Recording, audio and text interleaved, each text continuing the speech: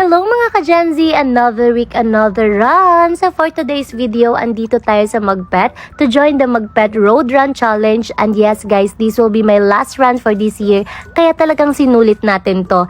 Ang outfit natin for today ay inspired by Little Red Riding Hood. Medyo cute, medyo fierce, pang takbuhan talaga. And guys, I have to share this with you. This is the best run so far para sa akin. Imagine sa stations nila may lechon. Oo, lechon talaga.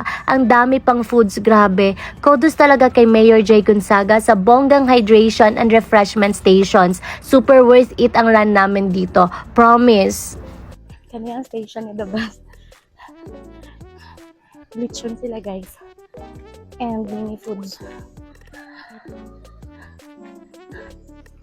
Kung pwede magstay sa station, magstay na ko. Dami lang foods. The best station guys. So far, may next station pa. Hindi tayo mag-stay sa next station. See you later! Bye! Ayan po mga swimming na part. Pero wait, hindi puro saya ha. May part dito na super uphill mga ka-Gen Z. Hindi na talaga ako makatakbo pataas. Lakad, hinga, laban lang. Yung mga kasama namin sa Antipas Runners Community, grabe ang bibilis. Si Alexis pabalik na ata. Ako parang nasa 3K or almost 4K pa lang ata. Okay, Koy. Walang kita kay Jan. Ha? No, sana all. Waldos, madam. Si Kier naman na nahuli pa nung una, siya pa ang naunang bumalik. Mas masa, uy, pabalik na. May nakita pa akong running Christmas tree guys, and shout out kay Ate Jeya, ang bilis, pabalik na rin siya guys.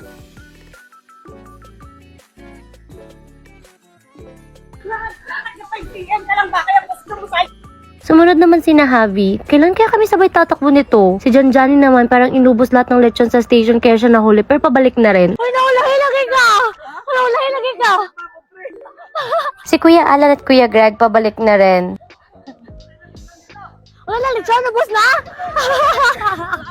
Pagdating ko sa second station, wala nang lechon. Gusto ko pa naman sana mag-stop para magmukbang. Char! Joke lang yun guys. So on my way back, nakasalubong ko ng PRHS running buddies at may secret si Sir J kung bakit siya nahuli. Pero secret muna ha. Habang pabalik na ako, ang daming sumisigaw ng Darna, Wonder Woman, Ding, ang bato, ganun. Natatawa na lang talaga ako. Para sa akin, ang running is not just about crossing the finish line. It's about expressing who you are. Kaya every run, kahit walang best in costume, pinipili ko pa rin magsuot ng iba-ibang costume. Kasi ito yung nagpapasaya sa akin, ito yung nagmo-motivate sa akin, at ito yung naging way ko para ma-inspire din ng iba. Hello guys, day na park is tungasunod na po siya.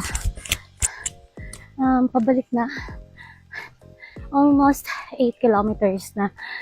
And, lumalaban tayo guys. Hindi ko na ulahi. Sige, nag-shagit of Darna guys. Marba ko si Darna. See you later mga ka-Gen Z. Mag-finish lines ata. Bye!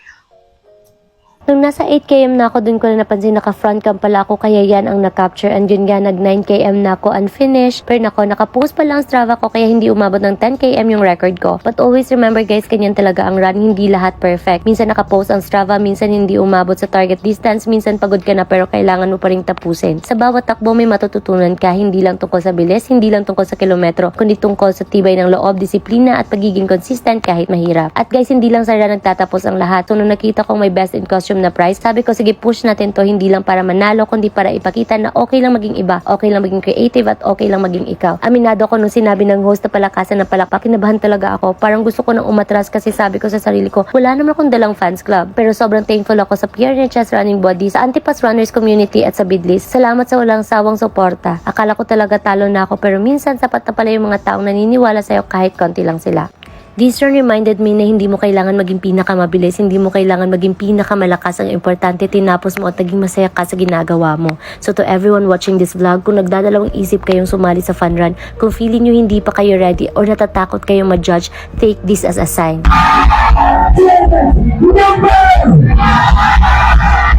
Number 1, 4,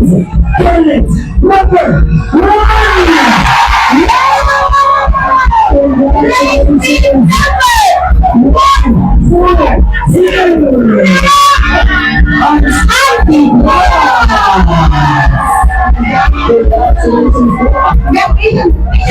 Tumakbo kayo sa sarili niyong pace, magsuot kayo ng gusto niyong isuot, maging masaya kayo sa journey niyo because at the end of the day, hindi lang medalyang inuuwi natin, kundi mga kwento, alaala at confidence na kaya pala natin. This may be my last run for this year pero hindi itong katapusan ng journey. Another year, another goals, more runs, more costumes, more stories to tell. Thank you for running with me, thank you for watching, and thank you for always supporting. See you in my next run mga ka-Gen Z. Bye!